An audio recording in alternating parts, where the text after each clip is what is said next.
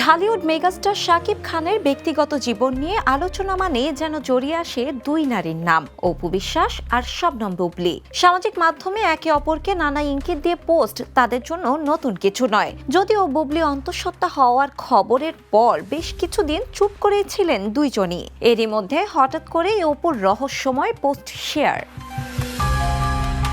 সম্প্রতি ফেসবুকে একটি স্টোরি শেয়ার করেন অপু বিশ্বাস। সেখানে তিনি লেখেন, 89 জন্ম নিলে কি 90 হয়? ব্যাস, আবার শুরু হয়ে গেছে অপু বুবলী আলোচনা। অনেকেই মনে করছেন এটি বুবলীকে ইঙ্গিত করেই দেওয়া হয়েছে। অপুর এই পোস্ট নিয়ে দুই পক্ষের ভক্তদের মধ্যে শুরু হয়েছে তুমুল বিতর্ক।